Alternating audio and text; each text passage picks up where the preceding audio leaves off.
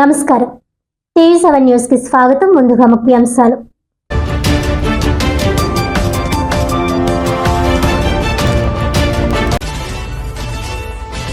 Kakinada MP Tangella Uday Srinivas కి ఉప్పాడలో నిరసన సేగ.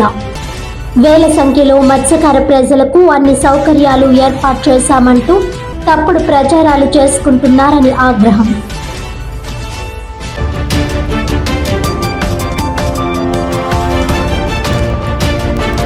పెదపూడి మండలంలో మోంతా తుఫాన్ ప్రభావిత ప్రాంతాలలో పర్యటించిన అనపర్తి ఎమ్మెల్యే నల్లిమిల్లి రామకృష్ణారెడ్డి. మోంతా తుఫాన్ ప్రభావంతో నేల కొరిగిన వరి పొలాలపై సమగ్ర దర్యాప్తు నివేదిక ఇవ్వడంలో అలసత్వం వహించిన వ్యవసాయ శాఖ అధికారిపై ఫైర్.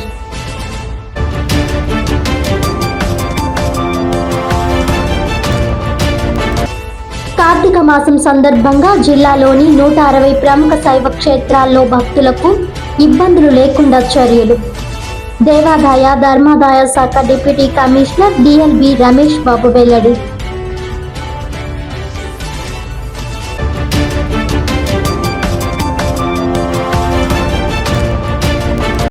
డీటెయిల్స్ చూస్తే, వేల సంఖ్యలో మత్స్యకార ప్రజలకు అన్ని సౌకర్యాలు ఏర్పాటు చేశామంటూ తప్పుడు ప్రచారాలు చేసుకుంటున్న కాకినాడ జిల్లా ఎంపీ తంగెళ్ల ఉదయ్ శ్రీనివాస్ మరియు కూటమి నేతలపై మత్స్యకార మహిళలు మండిపడ్డారు. కాకినాడ జిల్లా పీఠాపురం నియోజకవర్గం ఉప్పాడలో పర్యటిస్తున్న కాకినాడ ఎంపీ తంగెళ్ల ఉదయ్ శ్రీనివాస్ కు అక్కడి మత్స్యకార ప్రజల నుండి నిరసన సెగ తగిలింది. తమ బాధలను ఎంపీ ఉదయ్ శ్రీనివాస్ కు విన్నవించుకునేందుకు ప్రయత్నించిన ఉప్పాడ మత్స్యకారుల నుండి విన్నపాలను తీసుకునేందుకు తిరస్కరిస్తూ ఎంపీ ఉదయ్ శ్రీనివాస్ తన వాహనాన్ని ఆపకుండా వెళ్లిపోయారు. దీంతో ఎంపీ తీరుపై నిరసన వ్యక్తం చేస్తూ ఉప్పాడ మత్స్యకారులు రోడ్డుపై బైఠాయించారు. ఈ సందర్భంగా వారు మాట్లాడుతూ వేల సంఖ్యలో మత్స్యకార ప్రజలకు అన్ని సౌకర్యాలు ఏర్పాటు చేశామంటూ తప్పుడు ప్రచారాలు చేస్తున్న కూటమి నేతలపై మండిపడ్డారు. సార్, నా పేరు కంబాల పాండురంగ అండి. నాది ఉప్పాడ గ్రామం, నాయకరపల్లి 1 అండి.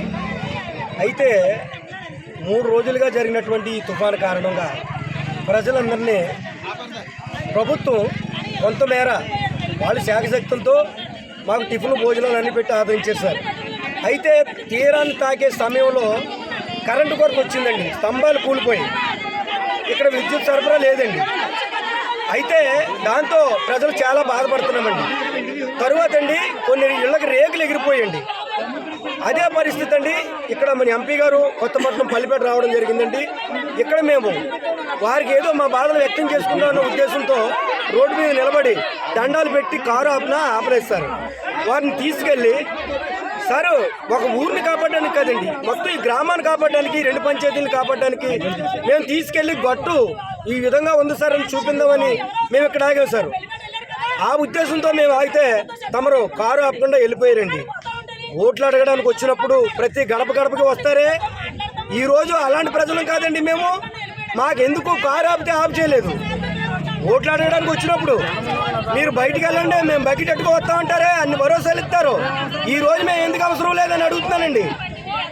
ఇక్కడ ఒక పార్టీకో లేకపోతే ఒక మతానికో కులానికో సంబంధించి కాదండి, వారు రావాలి సార్. తమరు మన పవన్ గారు వచ్చారు, ఉప్పాడ 2 పంచాయతీలు, ఈ పంచాయతీలందరికీ సమన్యాయంగా మాట్లాడి భరోసా ఇచ్చి వెళ్ళారు.